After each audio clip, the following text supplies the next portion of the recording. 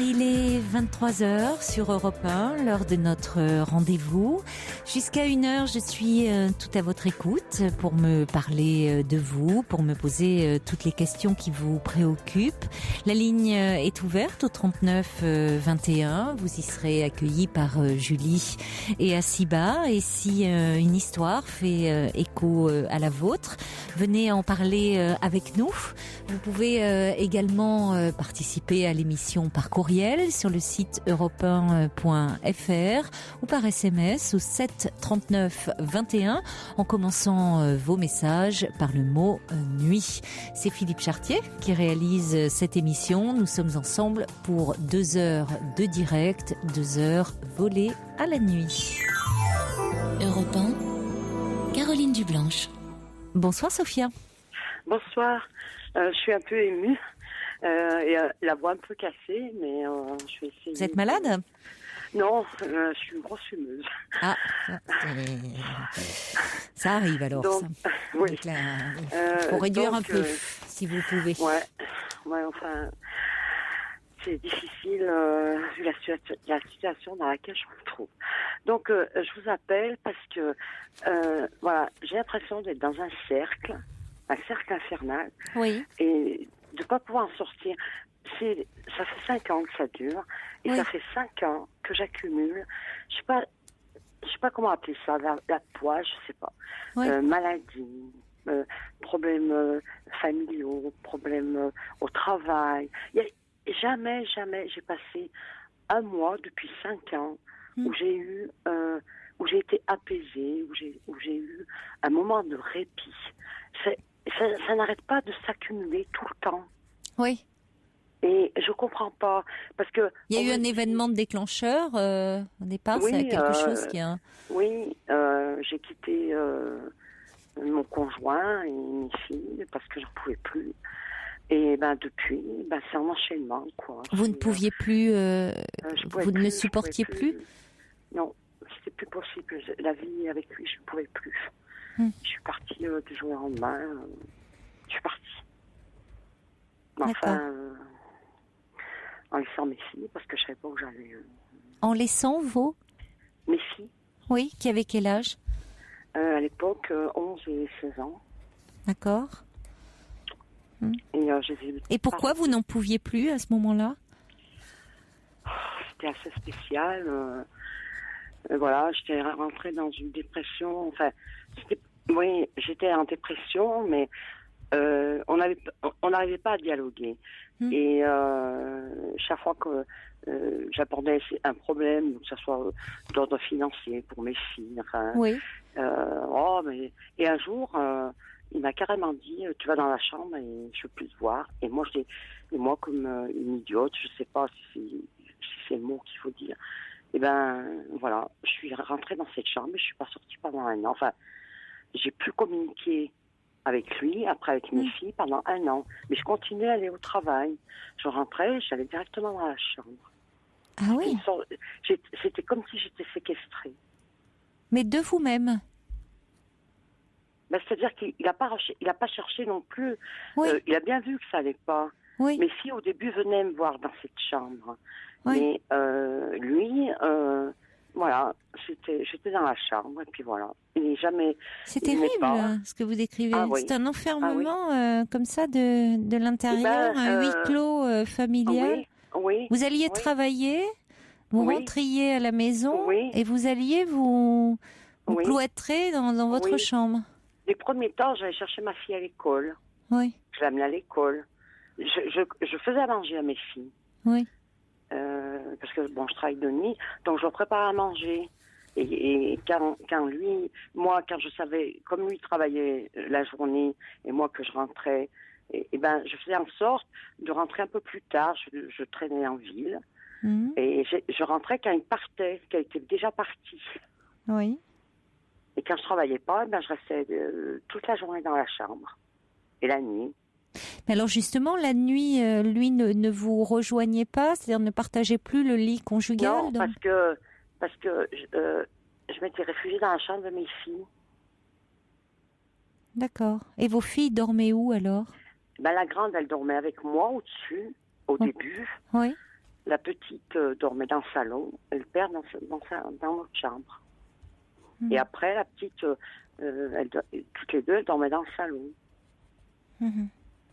Et vos filles venaient vous voir dans la chambre? Au début, oui. Puis après, plus. Parce que leur père leur disait, c'est pas une mère, elle s'occupe pas de vous. Elle vous parle pas, elle s'occupe pas de vous.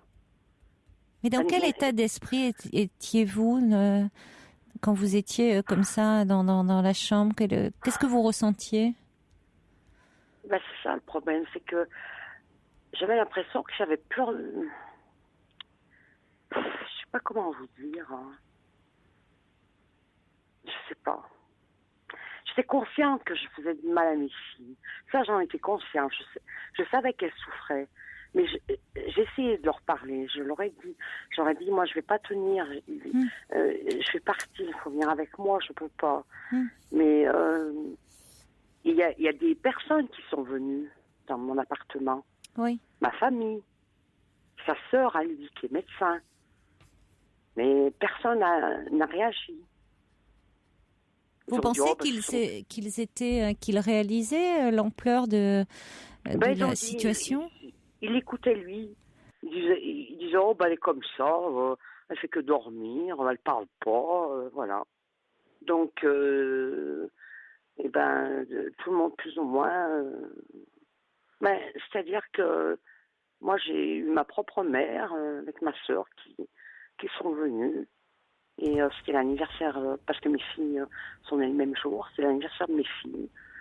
Et moi, j'étais dans la chambre et elles sont venues 2 minutes, elles ont continué à rester avec mes filles et leur père. Et moi, j'étais dans la chambre. Et personne ne s'étonnait de cette situation? Finalement, pour un anniversaire, vous étiez... Non. Ils disaient, elle est comme ça, elle fait que dormir. Et je dormais pas. J'écoutais la radio. Je mangeais plus. J'ai perdu 13 kilos. Et je vous dis, sa sœur était médecin. Donc, elle m'a vu dans cet état-là. Mais elle a rien fait. Et vous continuiez quand même à pouvoir aller au travail? J'étais obligée d'aller au travail. Financièrement, je ne pouvais pas faire autrement. Ouais. Et je n'en parlais à personne. Au travail, je ne parlais à personne, j'en parlais à personne. Mais finalement, oui, vous ne pouviez parler à personne de ce que vous viviez. Non. Qu'est-ce qui fait alors qu'un jour, vous êtes sorti et de la chambre et de l'appartement et pris la décision de partir? Parce que ça aurait pu durer longtemps? Non, parce que ce qui s'est passé, c'est que j'ai eu un coup de fil d'une de mes sœurs qui m'a dit... le père de tes filles veut t'interner. Et moi, j'avais été voir un avocat parce que j'avais entamé une procédure pour... on n'était pas mariés, mais j'avais entamé une procédure pour la garde de mes filles. Et j'ai téléphoné à mon avocat, et mon avocat m'a dit, il faut que vous partiez. Et j'ai écouté, je suis partie. Et je me suis retrouvée à la rue du jour au lendemain, sans rien. J'ai rien pris, un sac en plastique. Oui, c'est finalement votre sœur, quand il y a eu qui vous a parlé de cette perspective peut-être d'internement, oui, qui vous a fait réagir. Oui. Et quand j'ai appelé l'avocate, elle m'a dit partez. Il faut partir maintenant. Et vous êtes allé où là? Dans la rue. Dans la rue, vraiment? C'était pas une expression? Nuit, oui. La première nuit, oui. Et après, j'ai pris un hôtel. Mais votre sœur ne pouvait pas vous accueillir? Non, elle n'habite pas la région. D'accord. Et j'ai pris un hôtel. Et ça fait 5 ans que je suis dans un hôtel meublé. Dans des hôtels meublés, minables, quoi. Ah, vous êtes en hôtel meublé? Ouais, ça fait le 7e, là. Ouais. Vous enchaînez les hôtels. Et 2 ans après que je sois partie, parce que quand je suis partie, j'ai continué à avoir des contacts avec mes filles, je leur téléphonais, je leur écrivais. Et un silence, une indifférence insoutenable. Et 2 ans après, je suis tombée dans le coma, j'ai fait un coma diabétique. Ouais. Et Vous saviez que vous étiez diabétique? Vous non, étiez suivi? Non. non, c'est Ouais. arrivé d'un coup. Oui. Bon, on a des antécédents dans la famille, mais parce que j'ai appris, parce que c'est très bizarre, parce que en étant partie de chez moi, j'ai coupé tous les ponts avec ma famille. J'arrivais à parler à plus personne. Et par contre, ma famille restait en contact avec lui. Oui. Et quand il descendait à Nice, ils allaient le voir. Alors, moi, j'ai jamais compris ça, mais bon, j'ai pas compris. Ils ont continué à aller le voir pendant des années. Enfin, bon, c'était peut-être pour mes filles, mais bon, avec tout le mal qu'il m'avait fait, mais et après, comme j'ai appris que il avait envoyé la petite au Maroc pour les vacances d'été toute seule. Ça m'a fait un choc. Ça m'a fait... Je dis comment, elle parle pas la langue et tout ça et tout. Et suite à ça, j'ai fait un coma diabétique.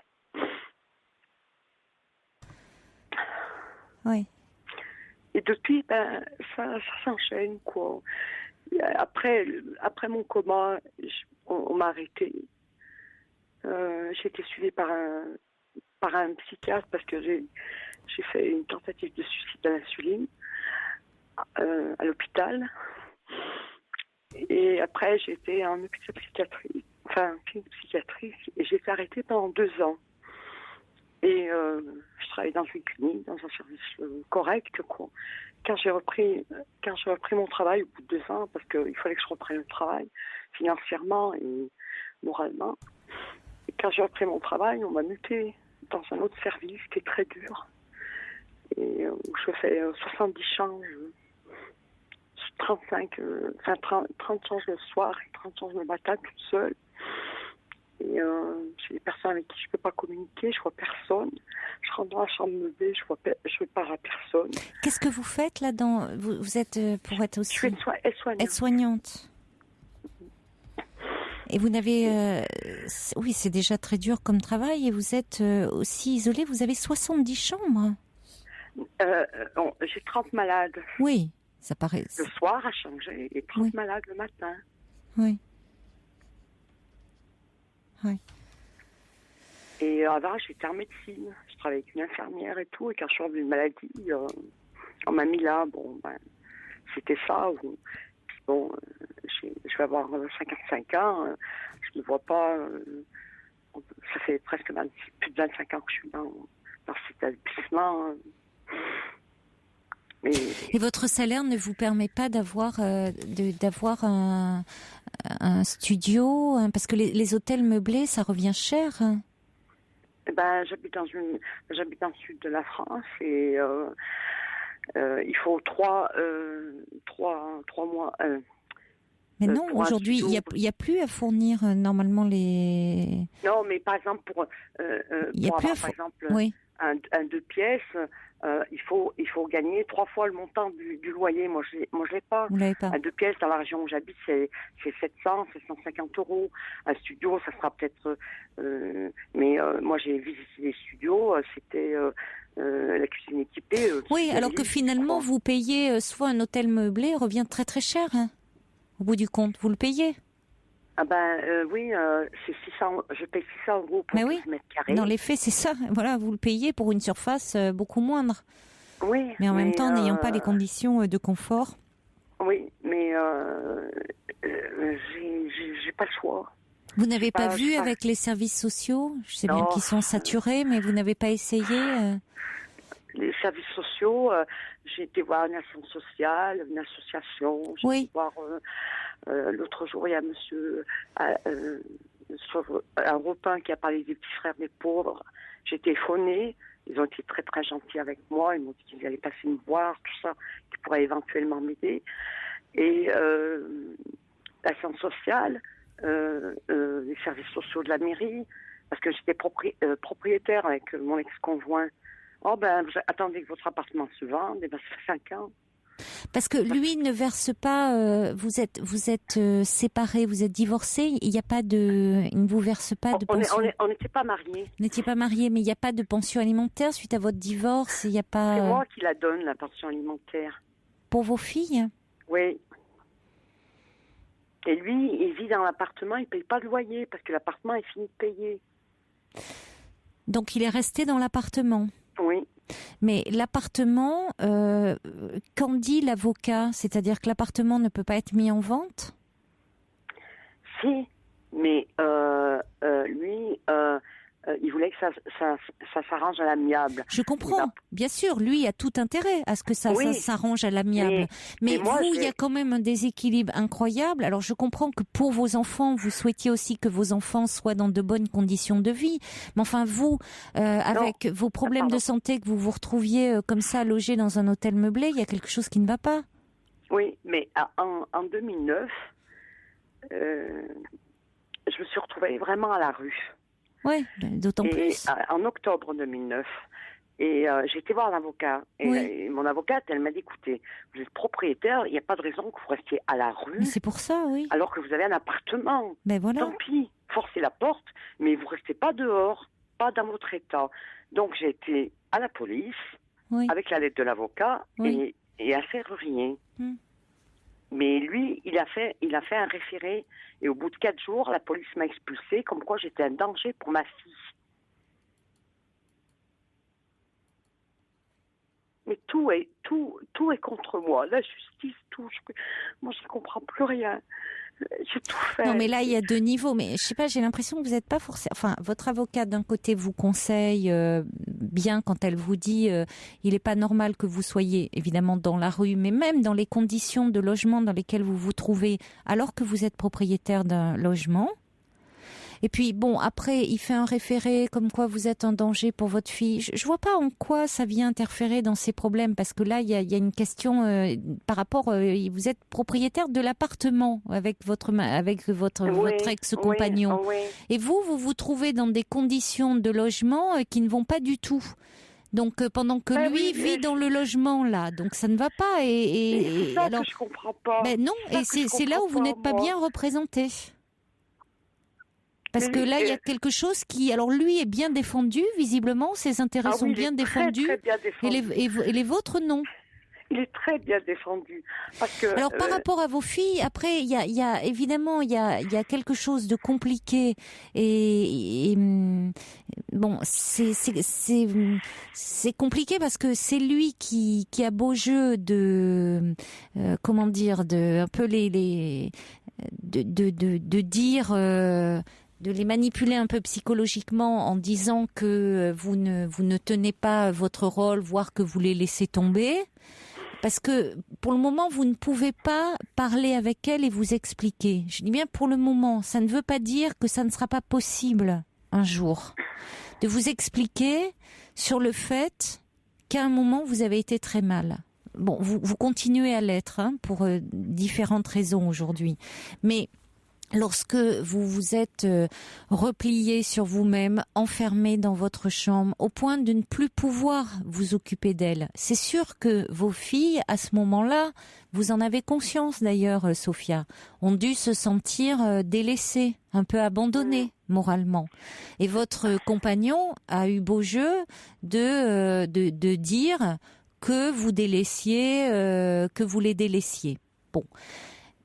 Il sera toujours temps un moment de pouvoir en parler avec elle et d'expliquer de quoi il s'agit. Pour le moment, il dit au fond que vous n'êtes pas là, que vous avez tout abandonné et c'est là où il serait important que vous soyez bien représenté et bien représenté aussi, qu'on fasse valoir aussi vos intérêts et pas simplement évidemment sur le plan matériel, mais aussi que vous puissiez un peu vous faire entendre auprès de vos filles. Parce qu'aujourd'hui, vos filles, elles ont donc 16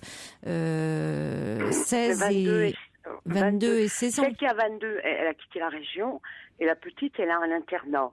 Donc c'est moi qui ai demandé à ce qu'elle soit en internat parce que elle était trop livrée elle-même, son père travaillait, enfin, et j'ai demandé auprès des juges.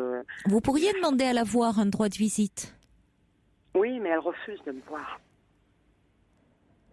Vous pourriez demander une médiation. Elle refuse. Et là, Pour le moment, oui, on peut comprendre qu'elle, mais peut-être par le biais d'un médiateur, parce qu'elle doit en souffrir de ça. C'est-à-dire qu'elle doit être très en colère et certainement en même temps en souffrance. Bon, mais par rapport à votre situation, parce qu'il y a différents plans, par rapport à votre situation, il faudrait revoir avec votre avocat de dire qu'est-ce que vous pouvez faire concrètement. Parce que le fait qu'ils disent, ils jouent sur tous les plans en disant vous êtes un danger, soi-disant moralement pour vos filles. Je vois pas le rapport. Déjà, bon, je vois pas le rapport avec l'appartement, hein. Oui, mais entre-temps, j'ai changé d'avocat. Vous avez bien fait. J'ai été voir une association de femmes. Oui. Solidarité Femmes, oui. Qui m'a envoyé chez un avocat qui était spécialisé dans l'indivision pour les appartements, tout ça, qui est très correct et tout ça. Mais moi, comme j'ai demandé à avoir une expertise immobilière par rapport à la vente de l'appartement, et comme j'avais repris le travail, moi, j'ai dit à la limite, je pourrais racheter sa part et revenir dans l'appartement pour mes filles, parce que pour pouvoir, parce que ma fille qui est partie de la région, elle peut plus revenir dans l'appartement parce que son père en a fait un Cafarnaum de l'appartement. Bon, enfin, elle m'a dit, parce que j'ai des contacts avec la grande par téléphone, que par téléphone, et là c'est très long. On m'a dit, l'avocat m'a dit l'indivision, c'est très long. Alors moi j'attends, je téléphone régulièrement et j'attends.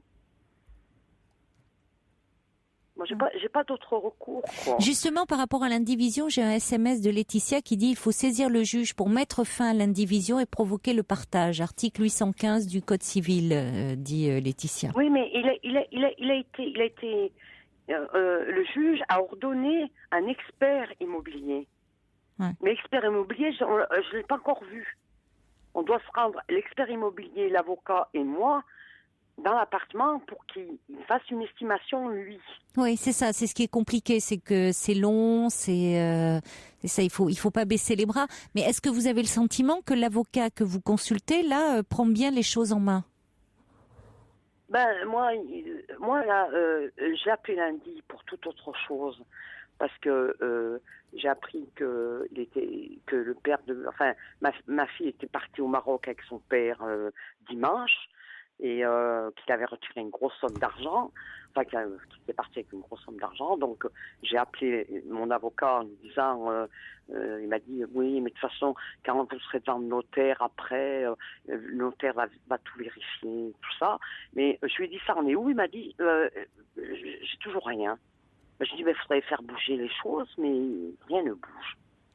Alors c'est vrai qu'il y a des auditeurs aussi qui disent profitez un petit peu d'aller essayer de voir peut-être aller voir carrément le maire de votre commune, écrivez-lui. J'ai écrit, j'ai fait une lettre recommandée au procureur de la République. Non mais ça c'est différent, le maire et le procureur. Non mais j'ai écrit quand j'étais dans la rue. C'est pas la même chose. Oui, mais c'est pas le maire, ça serait peut-être par rapport vous dites vous avez vu les services sociaux, il y a pas de il y a pas de réponse parce que qu'est-ce que vous voulez, les services sociaux, ils ont pas de baguette magique hein, s'il y a pas de logement disponible, s'il y a pas de possibilité mais peut-être à ce moment-là demander un rendez-vous avec le maire au moins. Non, mais j'ai envoyé une lettre à la mairie en accusé de réception et c'est la femme du maire qui s'occupe des logements sociaux. Ah bon? Et la secrétaire, je l'ai eu au téléphone et elle m'a dit oui, mais il faut être patiente, vous êtes propriétaire, il y a des gens qui se retrouvent avec 3-4 enfants. Oui, il y a ça, il y a le fait que vous êtes propriétaire, donc évidemment ils peuvent considérer que vous n'êtes pas prioritaire. Oui, évidemment, pour le moment, vous n'en voyez pas la couleur, mais dans les faits, vous êtes quand même propriétaire. C'est ça qui est problématique. C'est que c'est la situation. Ça fait 5 ans que j'habite en meublé. Oui, mais parce que la situation n'est pas réglée, c'est là où il faut que vous ayez quelqu'un qui prenne vraiment ça en considération et que je vous dis, votre ex-compagnon, lui, apparemment, il est bien conseillé, il s'est bien, il s'est bien tiré son épingle du jeu. Là où vous, malheureusement, c'est pas le cas. Donc, Moi, j'ai il faut que vous soyez un dialogue avec lui. Et la seule chose qu'il m'a dit, moi, la prochaine fois que je te vois, j'espère que ça sera dans le tiroir de la morgue. Et que ça sera le plus vite ça sera fait, et mieux ça sera. C'est Et épouvantable, ce oui. week-end, j'ai commencé d'une une lettre, violence. j'ai fait une lettre à mes filles, et j'aurais dit, s'il vous plaît, donnez-moi, oh là là, j'arrive pas à trouver mes mots. J'aurais demandé à mes filles de me laisser partir, c'est-à-dire de me laisser mourir. Non, mais là, c'est pas ce qui va régler les choses, et surtout ne confrontez pas vos filles à ça. Vos filles, c'est déjà compliqué pour elles, même si pour le moment elles sont. Non mais si, non, attendez, Sophia, ne mélangez pas tout et n'ajoutez pas de la confusion à ce qui est déjà suffisamment confus comme ça. Il y a déjà suffisamment de souffrance dans cette histoire, c'est pas la peine d'en rajouter. Vos filles, même si pour le moment refusent de vous voir, ça ne veut pas dire qu'elles sont pas malheureuses de cette situation.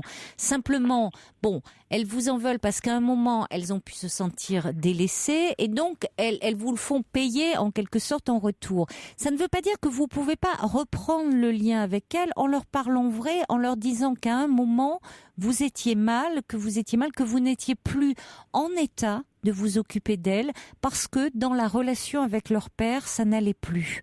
Et que oui, vous avez à un moment baissé les bras, que ça peut arriver dans la vie de baisser les bras, de ne plus être en état, que vous n'avez pas pu vous occuper vous n'arriviez plus à vous occuper d'elle, vous n'arriviez plus tout court à vous occuper de vous.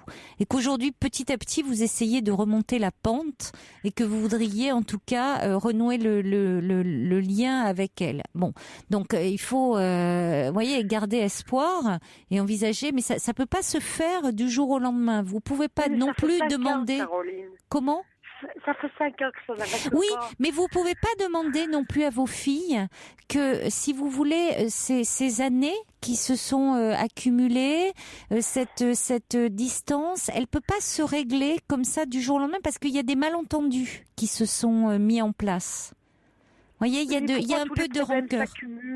Pourquoi j'ai pas de répit, quoi? Ah, mais parce qu'il y a des moments dans la vie parfois où c'est vrai que quand ça commence à aller mal, ça fait un peu une spirale, hein. C'est vrai que parfois ça s'accumule. Il faut que ça s'arrête. Oui, mais ça s'arrête. C'est pour ça qu'il faut, à un moment, ça va s'arrêter. Mais c'est vrai que c'est un peu la pelote de laine. On tire dessus et puis parfois tout vient d'un coup. Alors il faut commencer, si vous voulez, par palier, parce que ça peut pas se régler comme ça. Tout peut pas se régler d'un coup. Alors c'est vrai qu'après, il faut s'adresser aux bonnes personnes. Vous voyez, il faut frapper aux bonnes portes. Et c'est vrai que pour ça, il faut avoir de l'énergie. Alors déjà, il faut que vous soyez bien soigné sur le plan de votre santé, sur le plan de votre diabète, parce que ça, c'est important. Est-ce que vous êtes bien soigné ? Oui, je suis bon, suivie. Donc ça, c'est important. Je mange presque rien.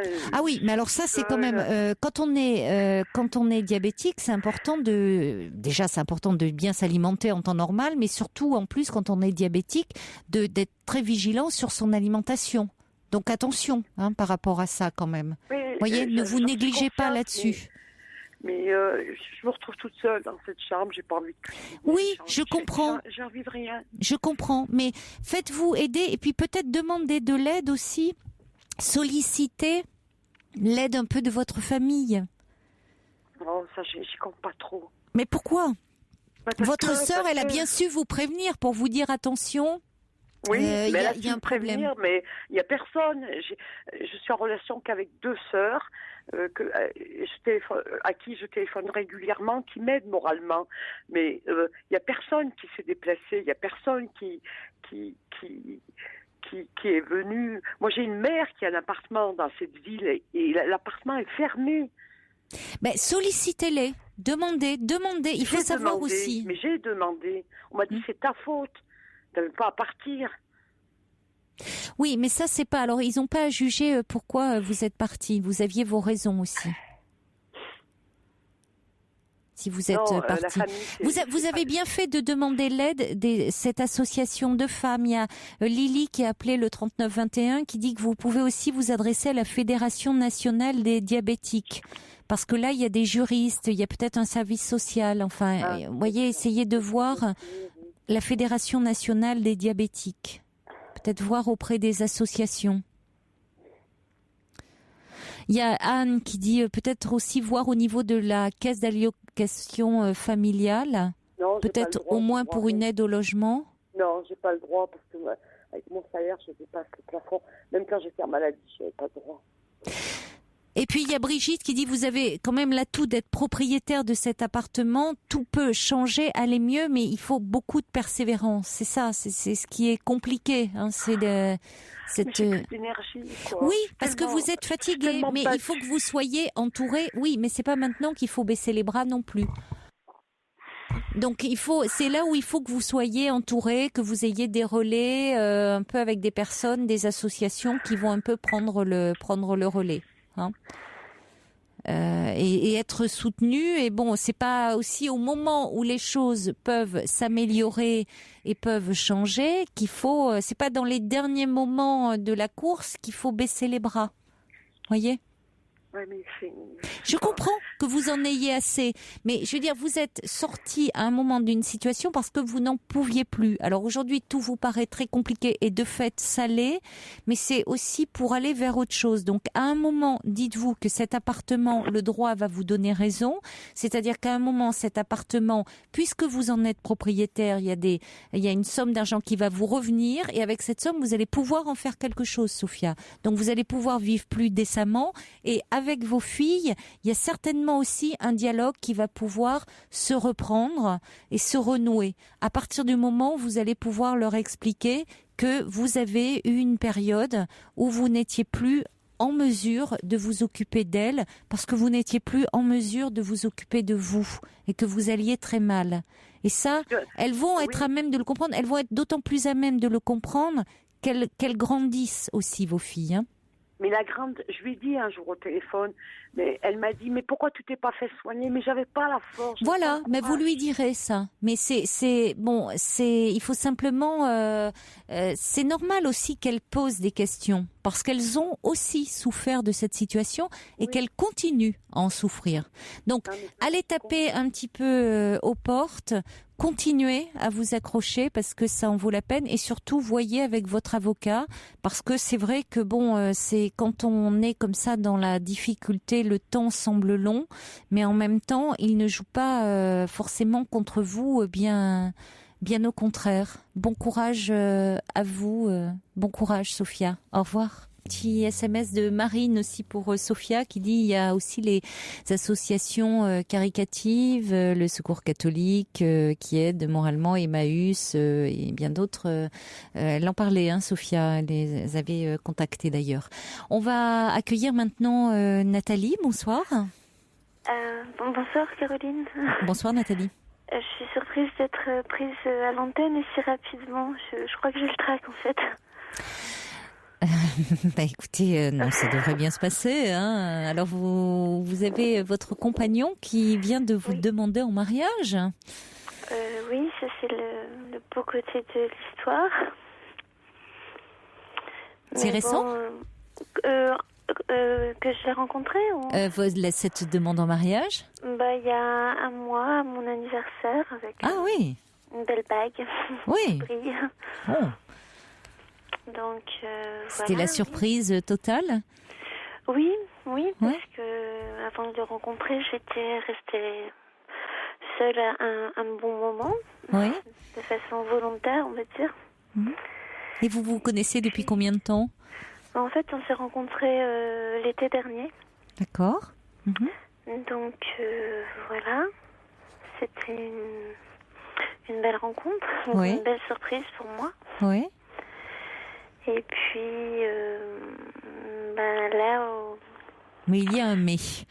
Oui, un énorme mais qui... Moi, j'essaie de comprendre dans tous les sens. Je passais par plein d'états, de colère, de tristesse. Je cherche à comprendre, en fait. Mais là, ce soir-là, c'est vrai que j'ai pris la décision de le quitter. Pour quelle raison? En fait, je me suis aperçue assez rapidement, après notre rencontre, qu'il fréquentait des sites échangistes, exhibitionnistes, mais via le net. Oui. On m'en suis rendu compte d'une façon assez fortuite quand j'étais chez lui, sur son ordinateur. J'ai pas tout de suite compris de quoi il s'agissait.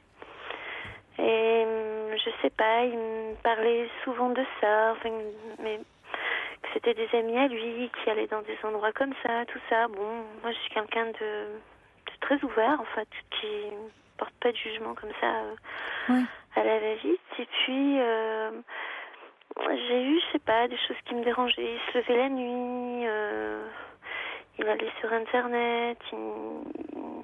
Quand je prenais son ordinateur, il devenait presque fou. Il allait sur l'historique voir ce que j'avais vu. Et donc un jour où il n'était pas là, j'ai fait, voilà, j'avoue, je suis allée dans l'historique et puis là j'ai compris. Donc j'ai pas osé lui en parler tout de suite parce que j'avais honte d'avoir été dans son historique. Et en fait tout ça, pour faire court, c'est après des proportions où j'ai été tellement déconcertée que je m'y suis moi-même inscrite. J'étais obligée de payer pour accéder au... Comment vous expliquer, c'est des sites où il y a des salons, des salles. Et je suis allée voir. Ça m'a fait beaucoup de mal. Ça m'a choquée par rapport à nous deux. J'ai essayé de lui en parler. Il était dans le déni. Il me disait que non, que jamais il avait fait ça. Puis un jour, au cours d'une dispute, je lui ai avoué que j'avais été dans son ordinateur et que je lui ai cité le site et tout ça. Et après, il m'a dit que c'était pas grave, qu'il faisait que regarder. Et puis, on s'est redisputé, et puis il m'a dit qu'il a pris ça un peu à la plaisanterie, que j'avais qu'à lui mettre un contrôle parental. Et ce qui me fait du mal, c'est que ça se passait bien entre nous, que il me dit plein de belles choses sur moi, que sexuellement on n'avait pas de problème. Vous vous entendez bien? Oui, mais en fait, à partir du moment où moi je l'ai su, c'est vrai que j'ai essayé de prendre sur moi parce que évidemment c'est mon choix. Je suis allée voir. Il y avait des images qui me revenaient. C'est le risque. Oui, ça vous a heurté.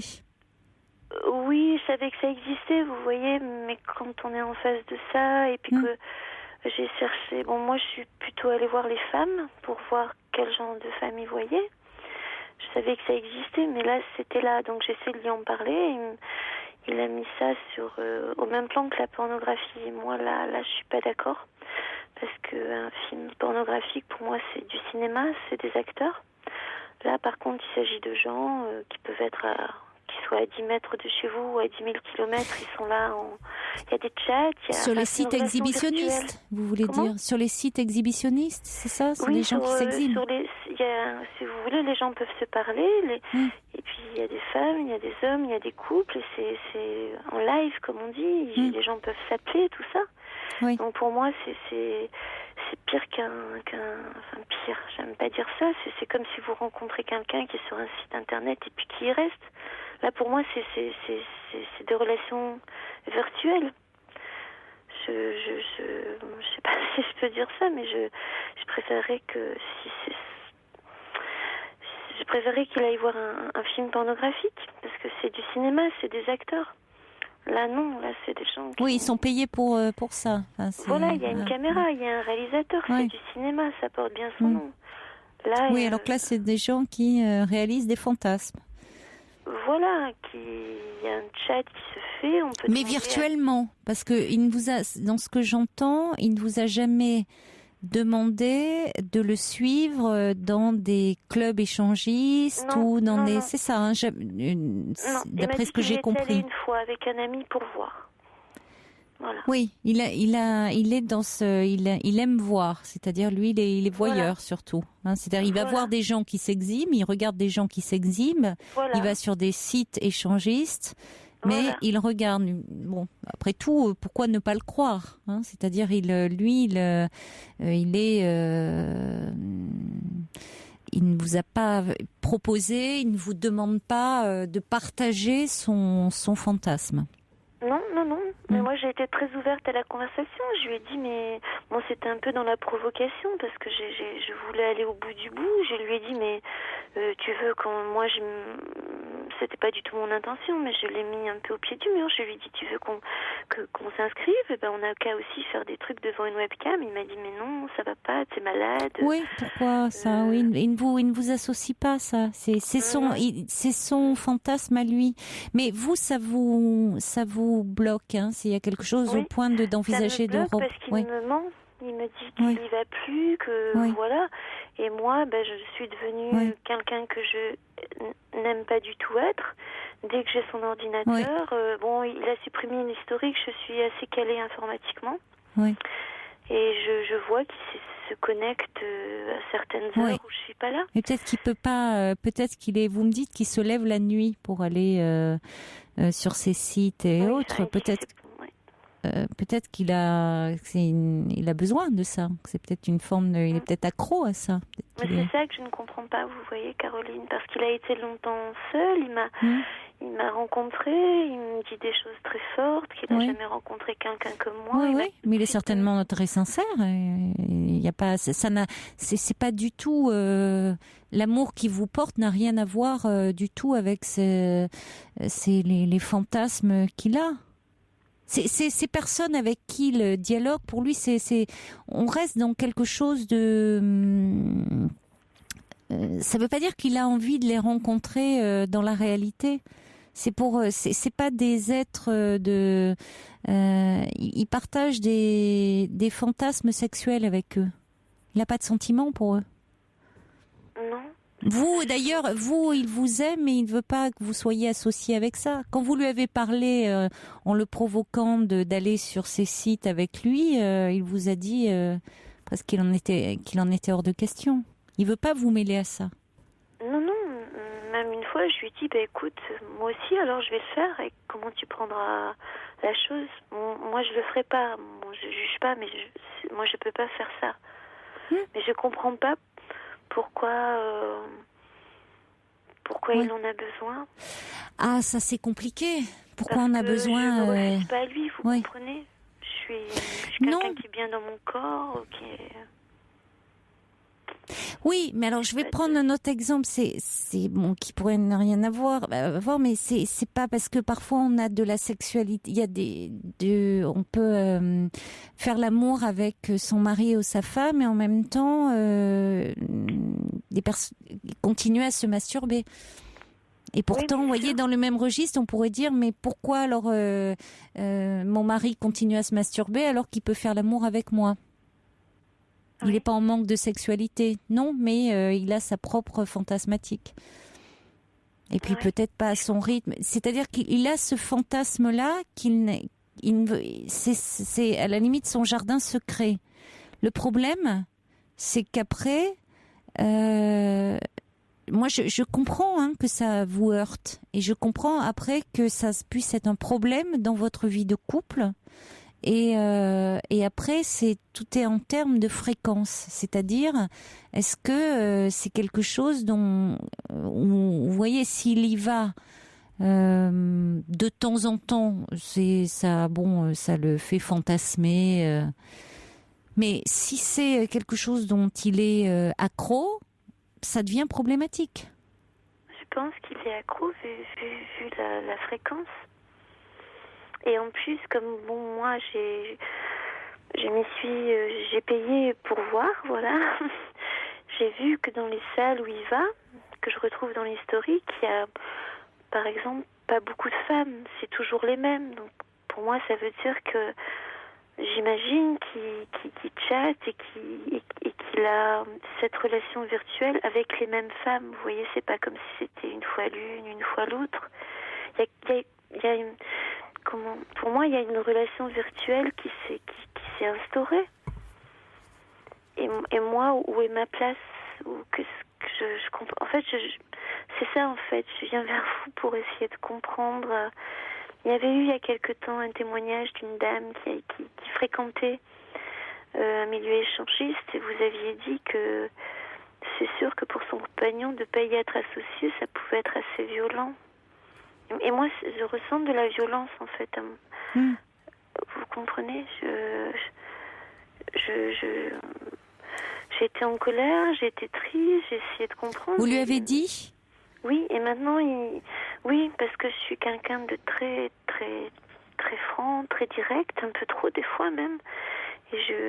Non, mais c'est plus ça qu'il faut lui dire plutôt que d'être dans la provocation en disant on va y aller ensemble si ça vous correspond pas. Soyez vrai véritablement, n'allez pas être dans la provocation à ce moment-là. Dites-lui clairement ce que vous ressentez. Oui, je lui ai dit que je trouvais ça triste, que je comprenais pas, qu'il fallait qu'il m'en parle, que je lui ai demandé, il y a peut-être. Oui, mais il peut pas vous en parler parce qu'il doit se sentir certainement honteux par rapport à ça. Il n'a pas envie de vous en parler parce qu'il n'a pas envie de vous perdre. Et d'ailleurs, la preuve en est. Vous voyez bien que vous voulez renoncer à cette relation.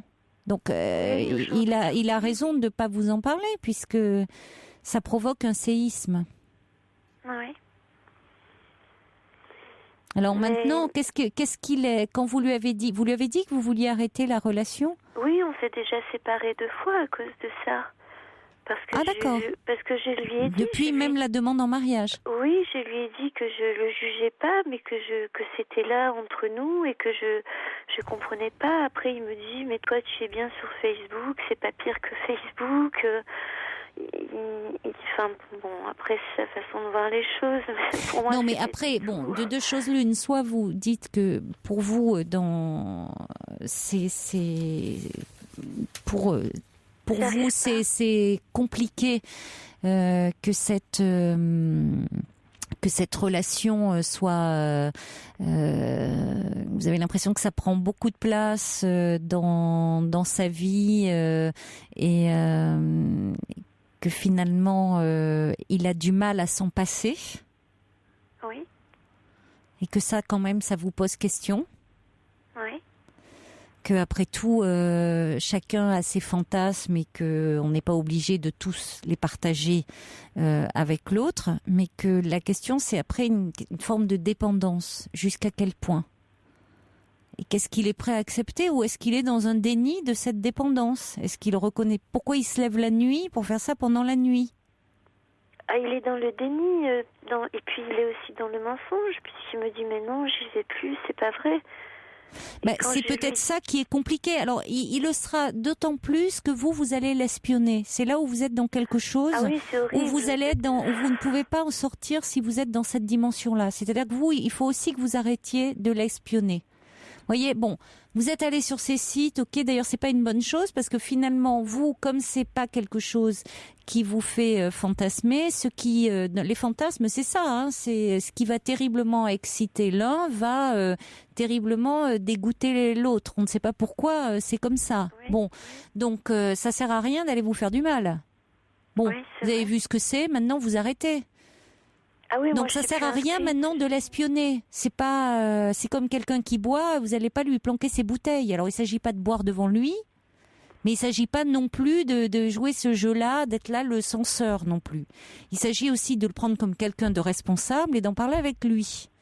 Et de dire, vous, quelles sont vos limites, ce que vous pouvez accepter, ne pas accepter dans la relation. Mais ça, pas d'être pas dans une relation infantilisante. Oui, vous n'allez pas vous lancer dans une relation infantilisante avec éventuellement celui qui pourrait être votre mari.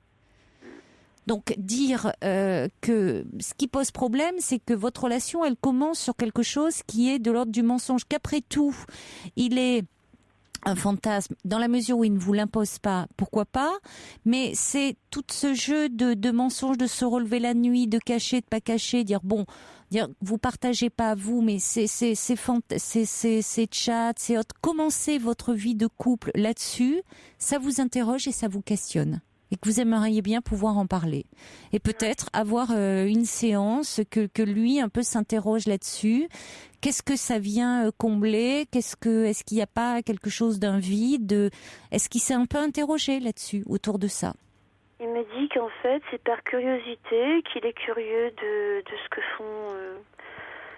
fait l'être humain et on a beaucoup. Oui, mais la curiosité, la curiosité, c'est très bien. La curiosité, c'est un très bon moteur. C'est le moteur de la connaissance. C'est très bien d'être curieux, mais jusqu'à quel point?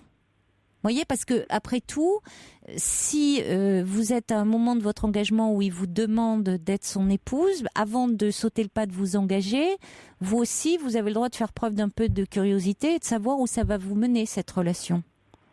C'est-à-dire qu'entre des échanges de chat où on est là à discuter avec des inconnus, on peut se demander, vous êtes en droit de vous demander, jusqu'où ça peut aller. C'est-à-dire que pour le moment, il se limite. Et c'est vrai que ça peut, vous avez lieu de le croire quand il vous dit qu'il peut être là, lui aussi, à dialoguer, comme ça, échanger, mais qu'à un moment, il peut être tenté aussi, la relation de couple un peu vacillante, d'aller plus loin. Jusqu'où vous êtes prêt à accepter? Bon, ça vaut quand même la peine un peu d'en parler ensemble.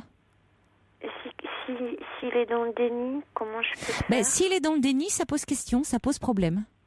S'il est dans le déni, vous pouvez, avec quelqu'un qui est dans le déni, vous pouvez pas avancer, vous pouvez pas. Quelqu'un qui n'admet pas ses difficultés, il peut pas y avoir de dialogue possible. Mais là où je veux quand même aussi vous voir avec vous, Nathalie, et je veux conclure là-dessus, c'est que je sais pas s'il est dans le déni ou s'il se défend, parce que c'est vrai que s'il se sent mis en accusation, il va se défendre. Vous voyez, c'est-à-dire que attention à ne pas tomber dans le côté, c'est ce que je vous disais. Bon, vous avez vu maintenant, c'est bon, vous savez, à vous d'en parler avec lui, mais d'adulte à adulte, et de pas tomber dans un rapport d'infantilisation avec lui. Oui, je comprends. Voilà. Hein, c'est parce que sinon, s'il a l'impression d'être devant un tribunal, il va se défendre, ce qui n'est pas forcément du déni. Voilà, bonne chance à vous. D'accord. Au revoir, Merci Nathalie. beaucoup, Caroline. Au revoir. Au revoir.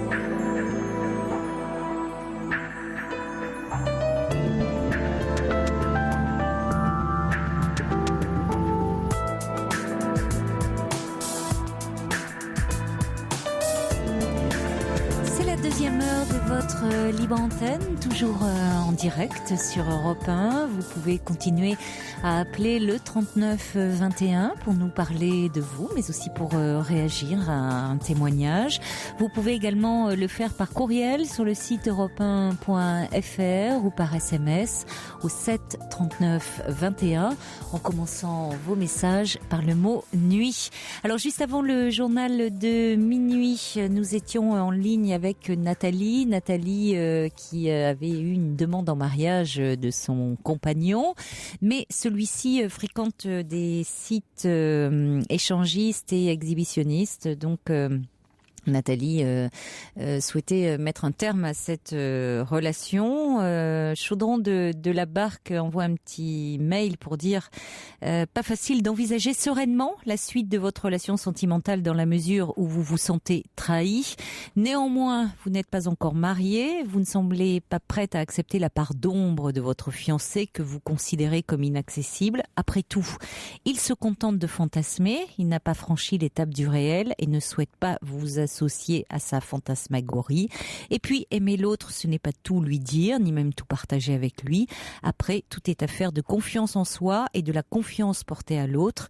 Essayez de vous apaiser et si vous êtes fermement amoureuse de lui, respectez son jardin secret, de la même manière qu'il se doit de respecter le vôtre. On a Poupig qui dit s'il ne fait que regarder ça va, mais s'il se déshabille devant sa webcam, là c'est totalement différent. Quelqu'un dit que peut-on apporter sexuellement à un homme qui se rince les yeux ailleurs? Mais ça c'est totalement différent parce que je crois qu'on peut pas. Je crois qu'il faut aussi s'enlever de la tête l'idée que l'on comble totalement l'autre, que l'on peut tout apporter à l'autre. D'ailleurs, pas seulement sur le plan de la sexualité, mais sur tous les autres plans. On est des êtres manquants par définition, donc on ne peut pas. Alors on dit j'ai rencontré ma moitié, comme si à deux, voilà, on allait fusionner, on allait combler l'autre. Non, il faut aussi accepter qu'on ne va pas tout combler et qu'il y a aussi une part de l'autre qui nous échappe. Et dans un sens, tant mieux. Parce que c'est aussi ce qui fait que cet autre reste désirable à nos yeux. Bon, donc après, tout dépend ce que l'on est prêt à accepter. C'est ça, c'est les limites que chacun se fixe. Et ça, c'est ce qui se joue dans l'intimité d'un couple. Et c'est seul le couple peut le définir. De l'extérieur, on n'a pas lieu nous de dire ce qui se fait ou pas. C'est pas une question de morale. C'est ce que le couple lui juge possible pour lui ou pas. On va accueillir maintenant Didier. Bonsoir Didier. Bonsoir. Bonsoir. Comme je l'ai dit tout à l'heure à vos collaborateurs, j'ai une femme, j'ai rencontré ma femme, on s'est mariés, on a eu 2 enfants. Moi j'ai gardé mon activité, elle a créé un commerce, tout ça, pendant 6-7 ans. Au bout de 6-7 ans, elle était très fatiguée, elle a commencé, on va dire une dépression, là il y a eu plusieurs alertes, donc on a vendu le commerce. Après, elle a souhaité faire une formation dans le social. Elle a réussi à avoir sa formation, à décrocher un travail. Et à ce moment-là, elle est tombée dans une petite entreprise, on va dire, avec des travailleurs handicapés. Oui. Et son patron, puis l'encadrement, ils ont était très hostile à elle. Elle arrivait avec des idées, avec des choses comme ça, donc ça s'est pas bien passé. C'est quelqu'un qui a du caractère, qui a une force assez importante, et bon, elle s'est heurtée à tout ça. Elle n'a pas voulu pas de compromis. Elle s'est butée, on va dire. Enfin bon, tout ce que j'en sais. Et bon, à un moment donné, elle a trouvé une parade à sa fatigue, à ses angoisses. Elle a pris des médicaments, tout ce qui est à base de codéine, tout ça, et régulièrement et de façon assez importante. Alors moi, j'ai découvert ça un petit peu sur le tard. À force de tout ça, elle a eu une hospitalisation, elle a eu des œdèmes, des problèmes d'hépatite, elle a fait 2 hépatites et tout ça. Donc les médecins comprenaient pas trop, et après ils ont découvert évidemment que la codéine avait provoqué à son foie puis à son organisme plein de choses. Donc elle a fait 2 dépressions successives. Elle a été hospitalisée plusieurs fois avec des résultats différents. Ils ont conclu une bipolarité, voilà. Donc alors elle a repris son travail, et bon, avec une façon un petit peu différente d'aborder les choses, mais bon, elle avait toujours ce regard des autres. Elle n'arrivait pas à se positionner, à trouver sa place là. Donc, elle était hospitalisée pour une 3e fois. Là, ça a été très dur parce qu'ils l'ont désintoxiquée, on va dire. Oui. Donc, ça, c'était assez horrible. Et là, aujourd'hui, elle en est où ? Alors aujourd'hui, à la suite de ça, elle a été en arrêt de travail. Après, elle a été mise en incapacité de travail. Oui. Donc c'était son souhait. Elle voulait vraiment rester à la maison, tranquille. C'est ce qu'elle souhaitait. Elle ne voulait plus travailler. Ah oui, elle s'est battue un petit peu pour ça, on va dire. Elle a obtenu. Oui. Et donc voilà, ça s'est plus ou moins bien passé, mais bien passé quand même. Oui. Donc, et puis là, depuis, on va dire, 18 mois, elle a repris des codéines. Elle arrive à toujours trouver des solutions. Mais pourquoi elle prend ça ? Pour ça, parce qu'elle a des douleurs, tout ça, et c'était... Oui, mais c'est bien parce qu'on lui prescrit, parce que c'est sur ordonnance. Oui, on lui en a prescrit, mais donc je comprends pas, parce que si elle a eu un problème d'intoxication, pourquoi le médecin lui en prescrit ? Parce qu'elle a encore des douleurs, elle a... Oui, d'accord, mais... Le médecin, parce que elle elle peut pas se passer de ça. Et oui, mais enfin, la codéine, c'est quand même... il y a peut-être d'autres choses qui peuvent être données pour les douleurs que ça. Si elle a déjà fait un problème... Enfin, bon, écoutez, moi, je suis pas médecin. Moi non plus, mais elle est très forte. Elle est très forte. Elle arrive à toujours trouver des solutions. Là, elle a changé de médecin. On est depuis Noël, on est séparés. Elle a voulu qu'on lui fiche la paix. Elle ne vit plus avec vous, là? Non, depuis quelques mois. Enfin, voilà. Et elle vit où, alors? Elle a pris un appartement? Elle a pris un appartement en ville parce qu'on habite à la campagne. Elle aimait sa maison et tout ça. Et puis, je vous dis, voilà. Donc, elle voudrait qu'on vende la maison. Voilà. Donc, là, on l'a déménagé. On a aménagé. D'accord. On a pu. Bon, aujourd'hui, elle a changé de médecin. Alors bon, elle m'a parlé de carcinome, elle a sûrement des gros soucis au foie. Donc ça, c'est une grosse inquiétude. Elle me le dit pas directement. Et pour elle, prendre de la codéine, c'est toujours ces douleurs articulaires. Oui, mais ça, c'est le médecin qui prescrit. Écoutez, on peut penser quand même, elle est suivie par un médecin généraliste. Oui, mais elle en a changé. Alors, on peut penser quand même que le médecin généraliste sait ce qu'il fait et que s'il prescrit pour des douleurs, il sait... Oui, j'en doute pas de ça. Mais ce que je dis, c'est que c'est dans la dose. Je veux dire, aujourd'hui, il y a des moments, avant Noël, elle prenait 10, 15... Mais quelle est votre question? Parce que moi, je ne suis pas médecin, donc si vous voulez, sur le plan médical, je ne peux pas vraiment vous renseigner. Donc elle souhaitait qu'on se sépare. Maintenant, hier soir, elle m'a dit non, elle sait pas, elle doute de ce qu'elle vient de faire, la séparation, et voilà, donc... c'est vrai que je suis très inquiet au niveau de sa santé. Elle n'en parle pas beaucoup. J'ai peu d'informations. Voilà, donc vous vous inquiétez pour sa santé. Sa santé. Parce qu'elle vous en parle. Vous restez en lien. Ah oui, on s'appelle. Oui, c'est ça. Vous appelez régulièrement. Voilà. Parce que, voilà. Oui, c'est ça. Elle est séparée de vous depuis Noël, mais en même temps, elle vous appelle tous les soirs. Oui. Ou vous l'appelez? Oui, on s'appelle tous les soirs. Alors c'est pas facile pour vous parce que en même temps vous subissez cette séparation parce que vous ne souhaiteriez pas, vous ne voulez pas la rupture, si j'ai bien compris. Je la veux pas, mais c'est si elle sent mieux et si voilà, parce que pendant ces années, moi j'ai dérouillé quand même. Oui. C'est vrai que c'est très compliqué vivre avec quelqu'un dépressif. Qui va mal, oui. Voilà. Et vous pensez qu'elle est sortie de sa dépression ou pas vraiment? Non. Voilà, c'est toujours en dents de scie, hein, donc elle est là.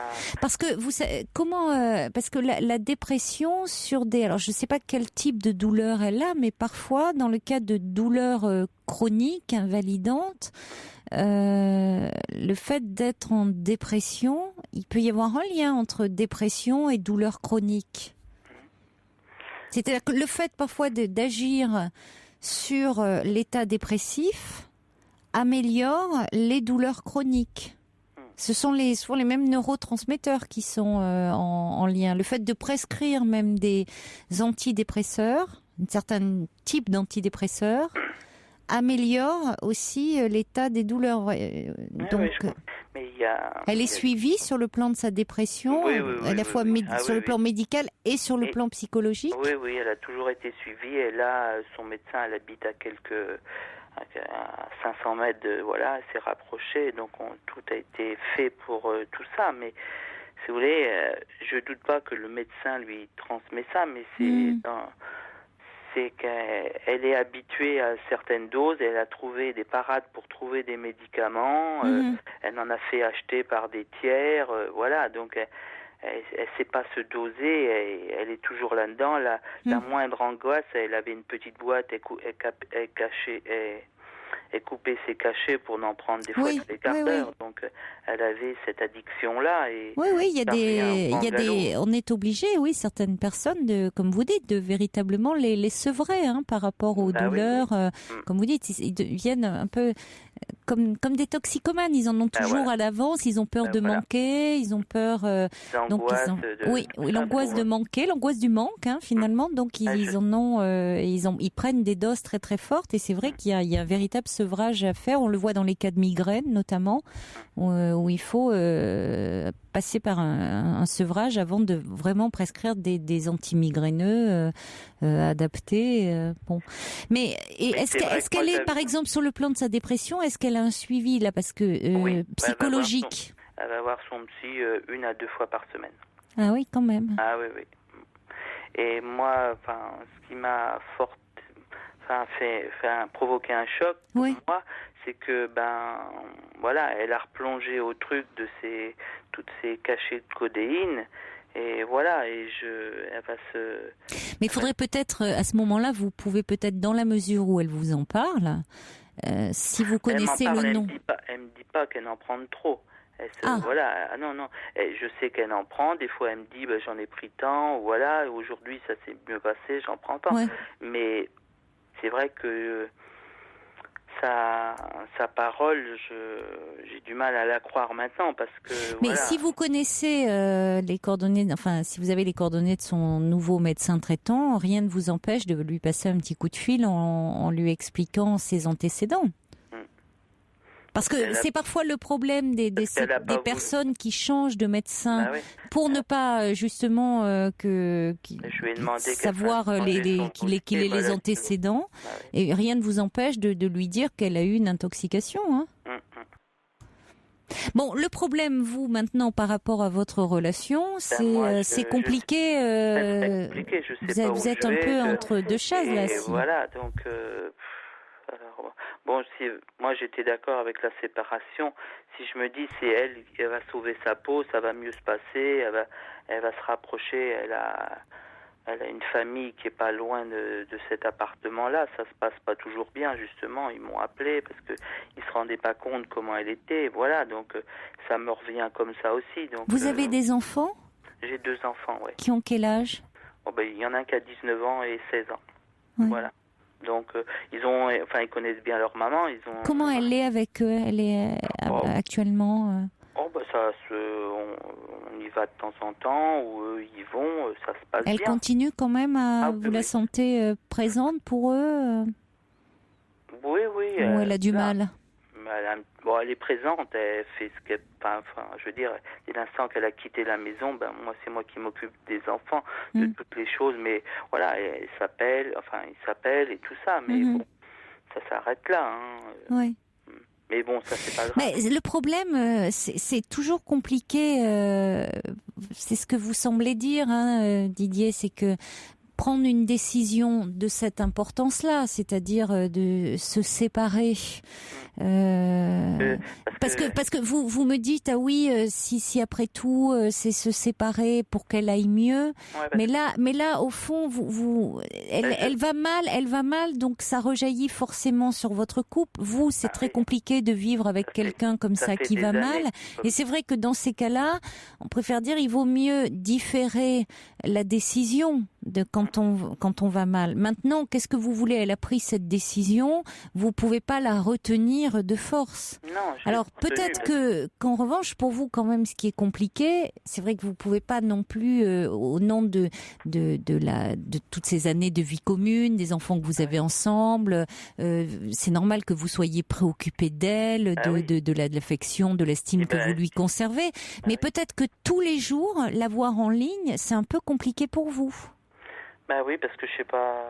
Oui, mais c'est sûr, mais bon, d'un autre côté, elle a peut-être un peu besoin de ça, donc je veux pas l'abandonner, moi. Oui, mais vous... Oui, je sais bien, mais c'est pas... Est-ce qu'il n'y a pas d'autres personnes qui pourraient prendre un peu le relais, que ça soit pas tous les jours? Sûrement, mais bon, elle n'arrive pas à créer des liens ou avec des personnes extérieures. Mais de sa famille... Oui, mais quand sa famille, la connaît comme pas sur cet angle-là, donc il y pose des questions et tout ça, et elle est agacée. Oui, mais les solliciter un peu en disant, écoutez, là, moi, en leur disant, elle a quand même pris la décision. Sa famille peut comprendre. C'est quand même elle qui a pris la décision de se séparer de vous et de dire, là, j'ai besoin que vous preniez un peu le relais. et que vous l'appeliez un peu. Elle a besoin que vous soyez présent. Moi, je peux pas être là non plus tout le temps. De son côté, elle me dit que il l'agace et tout ça, donc Ah bah oui, mais bon, elle veut un peu tout aussi, hein. Bah, elle a une force énorme. Elle a toujours rebondi. On a fait quand même plein de choses, tout ça. Tout dépend ce que vous voulez, vous. Qu'est-ce que vous voulez? Je sais plus, justement. Puis j'ai plus. Bah oui, mais c'est pas étonnant que vous sachiez plus. J'ai perdu la confiance, et ça, c'est vrai que c'est énorme. Alors dès l'instant que la confiance est plus là, voilà. Bon. Perdu la confiance en vous ou en elle? En elle, et puis peut-être un petit peu en moi. Je me dis, voilà, toutes ces années où on a un peu galéré, pourquoi est-ce que voilà, c'est mais c'est pour ça que vous auriez peut-être besoin un peu de recul, vous. Et vous ne pouvez pas, en l'ayant comme ça tous les jours. Et en même temps, bon, c'est tout à votre honneur, hein, et je comprends que vous ne pouvez pas. Je comprends votre inquiétude, mais vous pouvez. C'est une situation qui vous maintient dans un état de confusion, parce qu'à la fois, elle vous dit qu'elle veut se séparer, et puis en même temps, vous êtes toujours en lien quotidien. Donc vous ne pouvez pas faire un travail de distanciation. Il ne s'agit pas de l'abandonner, comme vous dites. Mais il s'agit quand même de pouvoir dire, bon, je prends un peu de distance, et puis même en lui disant, dire, bon, tu as fait ce choix-là pour le moment de prendre un peu de distance. Soigne-toi, occupe-toi de toi, parle avec ton psy, soigne-toi avec ton médecin. Moi aussi, j'ai besoin un peu de prendre un peu de recul, d'y voir clair, et on verra bien. Peut-être qu'à un moment, on reviendra ensemble, peut-être pas, mais j'ai besoin, vous pouvez lui dire, de prendre un peu de recul. C'est pas l'abandonner, mais vous avez le droit aussi un peu d'essayer de penser aussi un peu à vous dans cette histoire. C'est certain, mais c'est bon. Puis mes enfants, si je me culpabilise, voilà. Mais bon, vous vous culpabilisez de quoi? De si je l'appelle plus, tout ça, les enfants ils vont me dire tu l'appelles plus, voilà. Je me sens pas à l'aise avec tout ça. Non, parce que c'est pas. C'est la mère de vos enfants et vous restez en lien avec elle. Entre ne plus l'appeler du tout, ne plus prendre de nouvelles, ne plus s'il y avait un souci, être présent pour elle et l'appeler tous les jours, il y a quand même, un juste milieu à trouver. Vous pensez pas? Peut-être, oui. Oui, c'est-à-dire, bien sûr qu'on entend bien que si elle a besoin de vous, vous serez là pour elle. Ça s'entend. Hein. Oui. Vous serez là, mais l'appeler tous les jours, je pense que c'est beaucoup. Ça vous aide pas à... non, ça vous aide pas à vous situer, quoi. C'est vrai que puis j'ai du mal à en parler même. J'en parle très peu, en fin de compte, avec mes collègues de travail ou en famille. Ils connaissent ma situation, mais bon... Vous n'êtes pas responsable de son état. Vous voyez, il y a certainement... C'est aussi le fruit de toute une histoire, comme vous dites, de difficultés qui se sont accumulées. Alors, c'est vrai que, pour le moment, c'est peut-être... Elle avait besoin, elle, de prendre un peu de distance, mais il faut peut-être que aussi... Elle va pas au bout vraiment de sa démarche. Elle prend de la distance, mais elle reste en lien avec vous. Elle veut accéder à quelque chose, et une fois qu'elle l'a, en fin de compte, depuis 10-15 ans, ça a toujours été plus ou moins comme ça. Mais oui, mais en même temps, ça vous maintient dans un... Vous n'arrivez pas à avancer non plus, ou avancer ou à prendre une décision. Donc, c'est vrai que je suis très lent à prendre des décisions. Vous êtes toujours tributaire d'elle. Il y a quelque chose qui, à un moment, ne peut pas aller. Et elle me reproche souvent de reprendre des décisions très lentement. Et d'un autre côté, quand tout va bien, elle me dit ça me rassure que tu sois comme ça. Donc c'est toujours... oui, mais parce que vous vous sentez très responsable d'elle. Alors en même temps, il y a tellement... Elle veut plus qu'on s'occupe d'elle. Enfin, avant Noël, elle voulait plus qu'on soit à sa charge. Moi, elle a jamais été à ma charge, mais c'était très compliqué pour la séparation quand même. Je l'ai aidé à déménager, tout ça. Oui, alors en même temps, il y a tellement de personnes qui fuient leurs responsabilités. Vous, c'est l'inverse. Vous vous sentez presque trop responsable. Vous voyez, vous vous sentez terriblement responsable d'elle. Or, sa souffrance, aussi bien morale que physique, vous n'en êtes pas responsable. Il faut aussi qu'elle se fasse soigner et physiquement pour voir de quoi il en retourne sur le plan de ses douleurs, qu'elle aille au besoin dans une consultation, une prise en charge de la douleur, parce qu'il en existe maintenant dans les différents centres hospitaliers universitaires où il y a différentes disciplines où on explore, voir qu'est-ce qu'il en est un peu de ces douleurs, voir vraiment qu'elle se fasse suivre. Bon, et puis elle est suivie apparemment sur le plan de sa dépression, mais vous pouvez pas vous assumer ce rôle-là comme vous le faites. Mais moi, j'ai du mal à comprendre, c'est que les docteurs, ça fait quand même, elle a vu beaucoup de docteurs, elle a vu des professeurs, elle a été en hôpital peut-être à 3 fois reprises, il y a toujours eu des choses, mais ça a jamais stabilisé, mais on n'a jamais arrêté ce phénomène de dépendance et même moi je sais pas tout, elle me l'a dit, elle me dit je te dirai jamais tout, mais voilà, et je comprends pas pourquoi cette addiction là au Codoliprane, enfin tout ce qui est médicaments là, et la finalité, est-ce que chez les auditeurs, ou est-ce qu'on pourrait savoir à quel moment tout ça comment ça peut arrêter, parce que c'est mais fou. Parce que ça crée véritablement une dépendance, hein. La codéine crée une dépendance, ça c'est certain. Et son foie, il peut accuser ça longtemps. Comment ça peut se passer? Ah oui, bien sûr, c'est bien sûr, ça c'est clair que ça crée une dépendance, mais c'est pour ça qu'on est amené à faire un sevrage. Mais bon, le problème c'est que si derrière elle recommence et que, vous voyez, il y a aussi sa responsabilité à un moment. Elle, vous dites qu'il y a eu un moment une prise en charge, on a voulu la sevrer, mais que derrière elle recommence. Bon, il y a aussi quelque chose, il y a un peu un engrenage. Bon, maintenant vous pouvez pas non plus. Elle est suivie à la fois quand même sur le plan médical, sur le plan psychologique. Vous êtes très présent, très bienveillant, très aimant vis-à-vis d'elle. Il va aussi à elle d'aller au bout de ce travail qu'elle entreprend, de cette. Bon, elle peut pas non plus tout vous demander, mais c'est pourquoi vous vous sentez aussi responsable.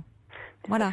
C'est moi ce qui est fou, c'est que ça fait des années, ça fait 8 ans tout ça que avec des différents degrés, tout ça, mais c'est sur cette longueur-là et comment oui, mais vous en arrivez à passer à côté un peu de votre vie. Et finalement, ça ne la fait pas. Le problème, c'est que ça ne la fait pas avancer. Vous voyez, votre culpabilité ne la fait pas avancer non plus. Donc vous tournez un peu en rond.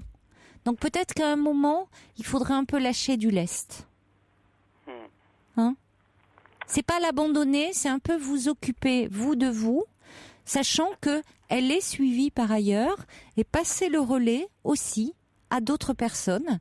Et puis, si sa famille l'agace, oui, il y a des raisons, certainement. Des raisons plus anciennes, liées à son histoire. Mais bon, qu'elle pourra travailler, dire pourquoi, peut-être formuler, d'ailleurs, à l'égard de sa famille, et ça lui fera du bien. Mais vous ne pouvez pas tout assumer de son passé, de son histoire. Mais elle va rompre les ponts carrément avec sa famille. Oui, mais vous en avez très peur et vous ne pouvez pas tout porter de son histoire, Didier. Ou alors, c'est que vous restez, c'est une façon de rester lié à elle, mais finalement, dans quel sens, puisque vous n'avancez pas non plus. Hein. Non, bonne chance pas, en tout cas. Je me sens... c'est usant tout ça. Oui, c'est usant, mais bon, limite, c'est pour ça qu'il... Pourquoi ce soir je vous ai appelé? Parce que ça fait longtemps que j'ai envie de vous appeler, je l'ai pas fait. J'ai toujours cru, et puis aujourd'hui, on est dans une situation... Oui. C'est pour ça que peut-être à un moment, voyez, il faut savoir un peu lâcher prise. Que vous avez du mal à faire. Oui, tout à fait. Et pensez un peu à vous. Bon, bonne chance. Merci. Au revoir Didier. Au revoir. Bonsoir Maryse. Oui, bonsoir Caroline, merci bonsoir. d'avoir pris mon appel. Je vous en prie. Je me permets de vous appeler parce que j'ai 47 ans, je suis seule avec mes 3 enfants et mon souci à l'heure actuelle, c'est ma fille de 18 ans. Oui. Donc elle lui arrive pas à grand chose justement. Oui. Elle n'a pas de petite amie, elle n'a pas de petit copain, elle n'en a jamais eu. Ça lui pose un petit souci. Elle se sent un petit peu différente de ses camarades. Et elle me pose des questions, moi, sur ma vie. Comment c'était, moi, à 18 ans, comment était ma première fois. Et c'est terrible parce que moi, ma première fois a été un viol. Ah. Donc, je sais pas trop comment m'en sortir, comment lui expliquer, comment faire. J'ai pas eu une vie de femme très facile non plus. Son père m'a quittée, elle avait 1 an. Ensuite, je me suis mariée, j'ai eu 2 autres enfants et il est parti au bout de 9 ans. Donc, ça fait 6 ans que je suis seule avec mes 3 enfants. Donc, non, j'ai pas d'arguments spéciaux à lui donner. Enfin, je sais pas comment faire.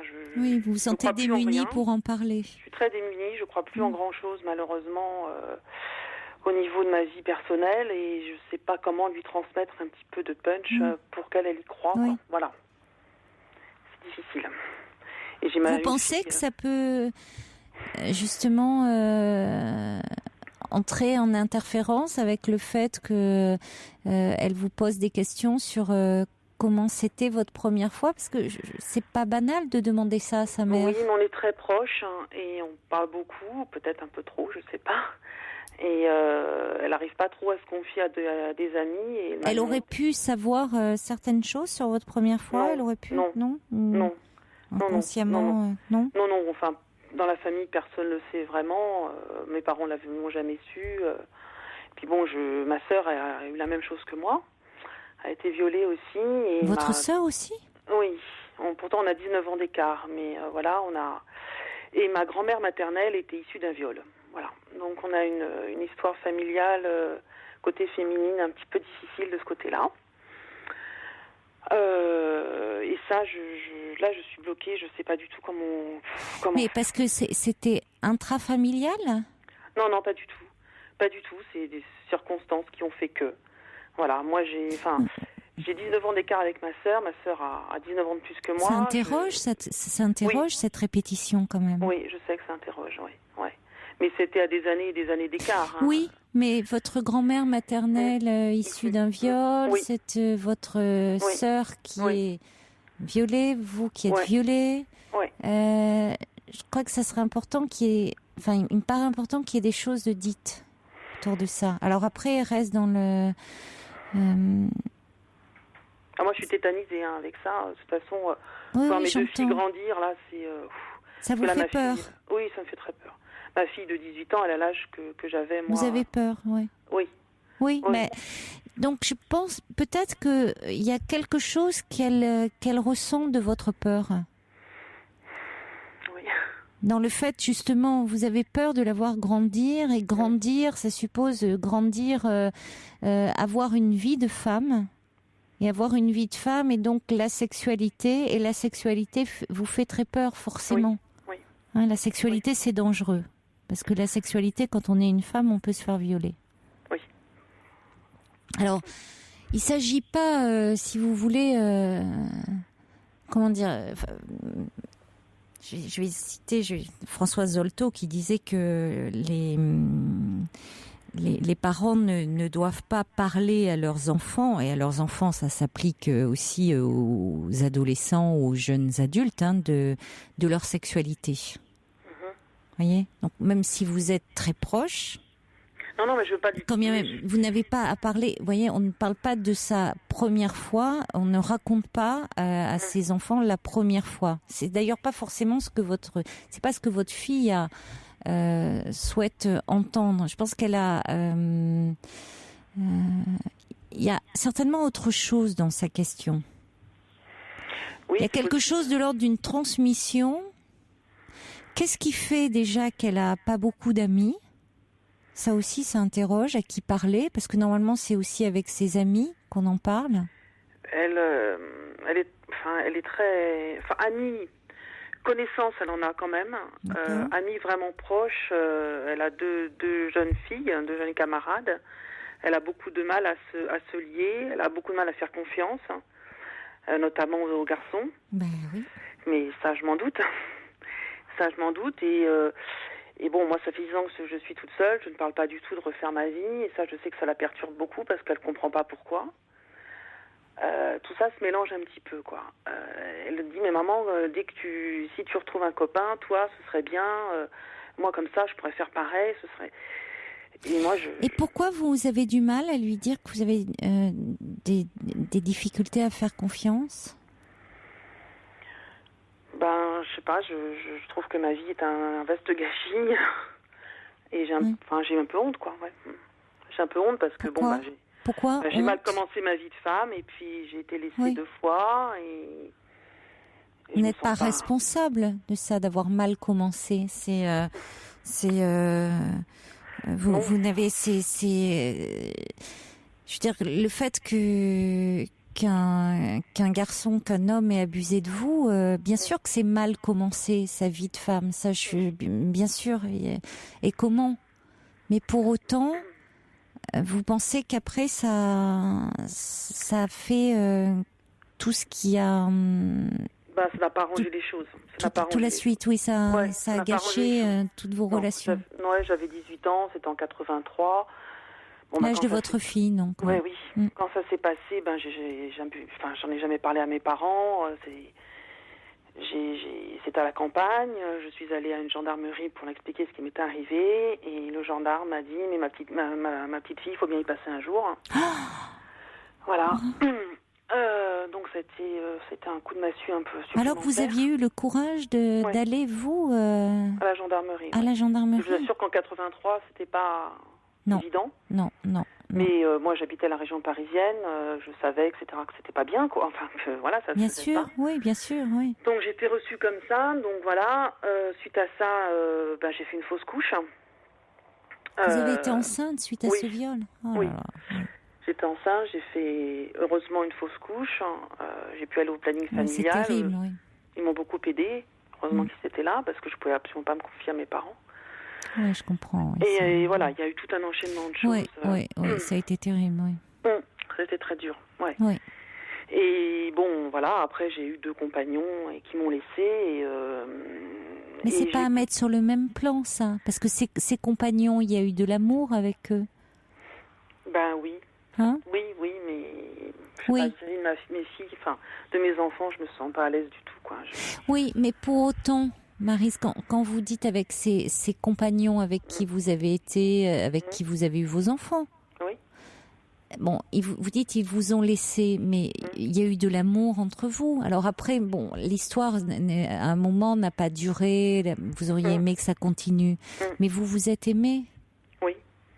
Donc c'est pas que vous soyez triste que ces histoires d'amour n'aient pas duré. C'est une chose, mais c'est pas, vous avez été aimé. Vous avez aimé, vous avez été aimé. Oui. Donc on n'est pas dans le gâchis là.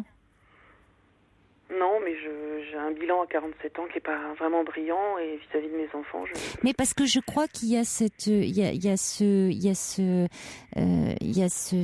acte fondateur de l'entrée dans la sexualité qui est terrible par ce viol. Oui. Par ce viol et qui en plus n'a pas été reconnu par la société, où vous vous présentez à la gendarmerie et où on vous dit comme si vous voyez les paroles, dire il fallait bien y passer. Oui. Comme si voilà, on passe à la casserole. Oui. Alors que justement, c'est que non. Surtout que c'était un viol avec acte de barbarie, puisque j'ai été brûlée avec des cigarettes, j'ai dû avaler beaucoup de whisky par un entonnoir. Enfin, ça a été... C'est épouvantable. C'était très difficile. Et non, ça n'a pas été reconnu. Non, et j'ai jamais pu en parler. Et à mes parents, ça, c'était évident. Mais et maintenant, là, je suis perdue. Je suis perdue, j'ai très peur. Mais vous avez très peur, et vous avez très peur pour votre fille. Oui. Et j'en ai une autre qui suit derrière. Oui, mais vous avez peur, et je pense que votre fille sent, il y a quelque chose, je peux me tromper, mais je pense qu'il y a, vous voyez, parce que à 18 ans, ne pas avoir eu de petite amie, vous avez commencé comme ça, en me disant, je vous que vous vouliez me parler de votre fille qui n'a pas eu de petite amie et que ça la perturbe un peu. Bon, à 18 ans, ne pas avoir eu de petite amie et c'est pas, vous dites, elle en a jamais eu. c'est pas exceptionnel. Non, mais c'est ce que Vous je voyez, dis. c'est pas exceptionnel, mais il y a quelque chose. En revanche, effectivement, quand on le met en perspective avec votre histoire à vous, il y a, sans le vouloir, il y a quelque chose d'une peur des hommes qui a pu se transmettre, et d'autant plus dans votre histoire familiale.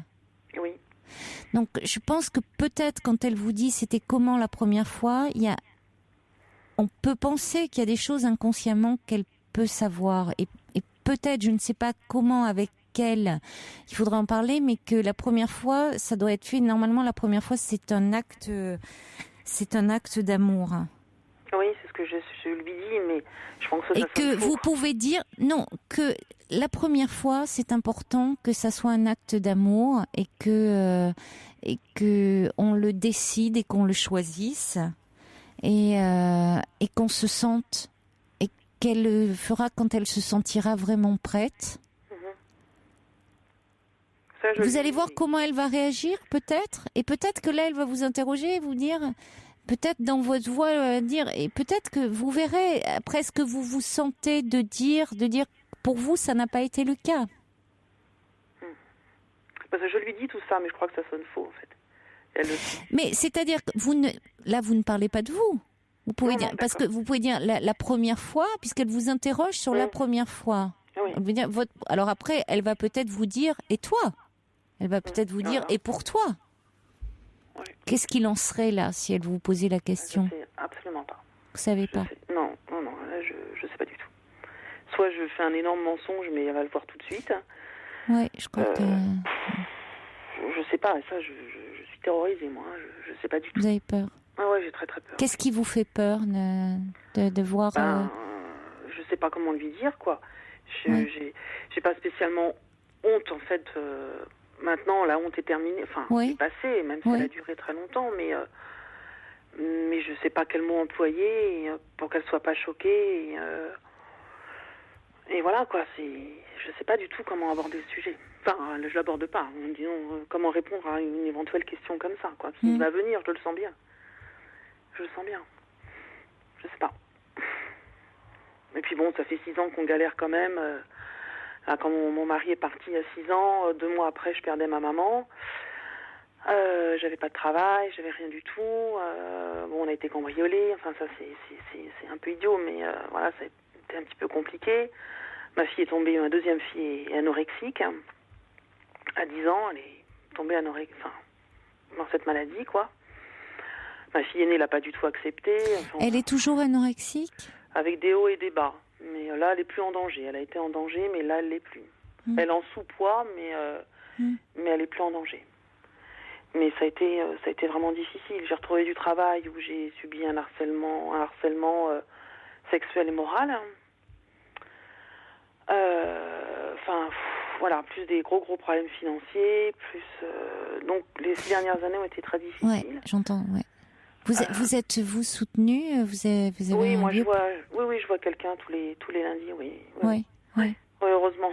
Oui, vous avez pu parler depuis Oui, de ce viol que vous avez oui, subi. c'est pas ce dont je parle le plus facilement, mais oui, parce que beaucoup de choses en fait ont découlé de cette Bien histoire. sûr, oui. Parce que j'ai jamais été, mes deux compagnons m'ont reproché de pas être une vraie maîtresse. Voilà. Ça a été la raison pour laquelle en fait ils sont partis. Voilà.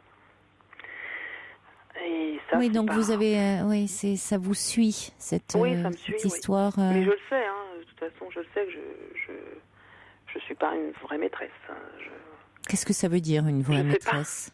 Je sais pas, c'est les deux, c'est les mots. S'il y avait que des j'ai employés vraies, tous les des deux. fausses, voyez. Enfin là, c'est faire preuve de mais pas beaucoup de Non, bienveillance. mais Peut-être qu'à un moment, je donnais, moi, tout l'amour que j'avais pour eux, c'est vrai que je donnais pas forcément à ce niveau-là. Oui, ça pouvait être bien sûr compliqué, la sexualité, l'abandon. J'aurais donné énormément aussi autrement, et bon, voilà, ils se sont lassés, ils sont partis. Bon. Voilà, ma fille aînée m'a vu beaucoup souffrir. Quand mon mari est parti, son père l'avait qu'1 an. Voilà, donc toute la relation, moi, avec les hommes, ce n'est pas facile. Non. Et je crains beaucoup pour mes filles, beaucoup. Mais je pense que je pense plus je vous écoute que c'est sur cette peur-là qu'elle vous interroge. Quand elle dit comment ça se passe la première fois. Cette question-là est pas anodine, surtout posée à sa mère. Il y a des peurs que toutes les jeunes filles, enfin même encore aujourd'hui, se demandent la première fois comment ça se passe, est-ce que ça fait mal, des questions somme toute assez classiques.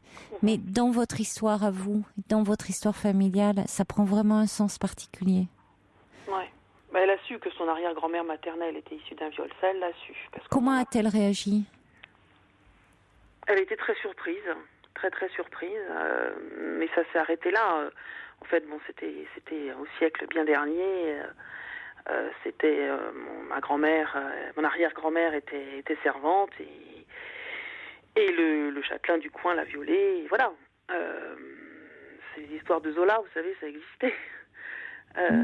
Donc ça, oui, mais enfin, ça montre que Zola, ça existe encore parce que quand on voit le nombre de viols aujourd'hui en France, il reste très élevé. Et encore, il est en dessous de la réalité parce que la majorité des femmes ne portent pas plainte. Non, mais ça, ça me terrifie. Bon, alors, je veux pas... Non, justement, il est important de pouvoir, d'une façon ou d'une autre, mais c'est important, vous êtes en thérapie et vous allez pouvoir en parler aussi, parce que quand on a très peur comme ça, c'est compliqué, du coup, vous avez tellement peur que ça vous terrifie d'en parler à votre fille, alors que vous allez trouver... la façon d'en parler avec elle. Simplement, c'est qu'il y a des peurs qui sont très présentes et qui sont liées à votre histoire qui remonte.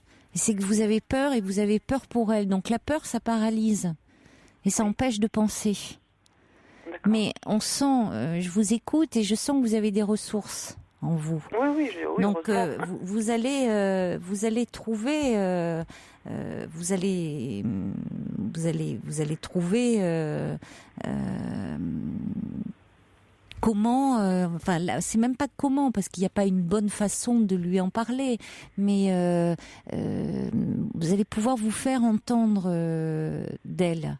D'accord. Mais je crois qu'elle vous interroge sur cette peur-là et que ça sera important, avec vos mots à vous, de pouvoir en parler pour aussi dépasser quelque chose. Et je pense qu'en parlant à votre fille, ça va aussi vous aider, vous. D'accord. Parce que parler à votre fille, c'est à un moment sortir d'un scénario de répétition et sortir de quelque chose que, par rapport à votre fille, du fait que tous les hommes ne sont pas des violeurs, évidemment. Ah oui, non, mais ça... Bien sûr. Oui, vous le savez. Oui. Bien sûr que vous le savez. Oui. Rationnellement, vous le savez. Oui. Mais dans les faits, dans votre famille, votre grand-mère a été violée, votre sœur a été violée, vous avez été violée. Oui. Donc l'image de l'homme, elle est terrible. Elle est terrifiante. Oui. Et ça, dans le transgénérationnel, je peux vous assurer que ça passe.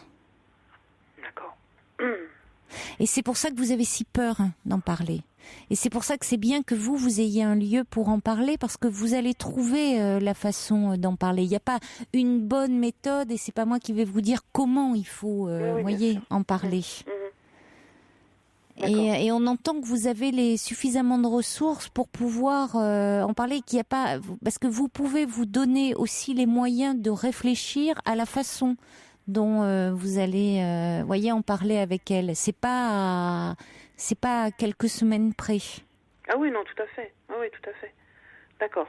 C'est-à-dire que votre fille, il y a votre peur de la voir grandir. Elle arrive à 18 ans, l'âge que vous avez quand vous avez vécu ce viol.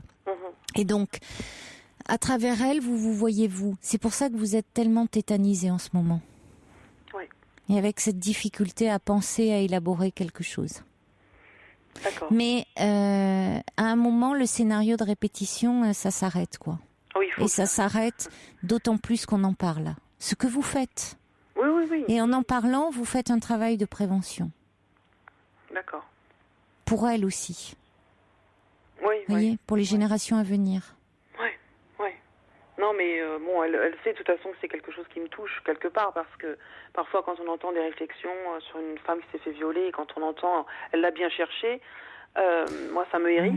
C'est terrible, on l'entend oui. quasiment, on on elle l'entend cherche plus à se faire ça. violer, ou t'as vu comment elle est habillée, elle va se faire violer. Ça On sera l'entend bien fait, plus ça. On l'entend. Vous l'entendez encore ça? Bien sûr que oui, on l'entend. Oh oui, Caroline. Oh là là. Ah bon? Écoutez, oui. j'espère. Personnellement, je l'entends plus autour. Bon, vous savez, je travaille dans une université où il y a beaucoup de jeunes filles, etc. Oui. Je l'entends, bien sûr, je l'entends. Oui. Et ça, c'est quelque chose de terrible. Terrible, hein. Ça me hérisse affreusement. Oui, mais c'est une. Oui, non, mais c'est monstrueux, bien sûr. Oui, c'est monstrueux. Oui. Et oui. donc elle sait que je suis très très sensible, mais peut-être qu'elle sent qu'il y a quelque chose. Oui, bien sûr. Moi, je pense que votre fille, vos filles sentent. Oui. Vos filles sentent, bien sûr, qu'il y a quelque chose où vous réagissez de façon extrêmement aiguë à tout ça. Oui. Et elles vous questionnent. Ouais. Il y a un petit message qui conseille, mais vous devez le connaître, la lecture du livre de Serge Tisseron sur les secrets de famille. Oui. Oui. Évidemment, qui à ce niveau-là est passionnant, évidemment. Oui, qui explique bien. Je l'ai, donc je vais le lire. Je l'avais pas fait encore. Et puis il y a Annabelle qui dit: vos filles en savent plus que vous ne le pensez. Prenez soin de vous. Vous avez traversé tellement de difficultés. Maintenant, occupez-vous de vous. Non, mais ça, je le fais pas. Oui, ça, mais bon, ça se surmonte. On le surmonte. On garde des traces, évidemment, de tout ça, mais on le surmonte aussi. D'accord. Ben, j'en remercie beaucoup, Caroline. Merci beaucoup. Je vous embrasse, Maryse. Merci. À bientôt. Au revoir. Au revoir. Très belle nuit à vous.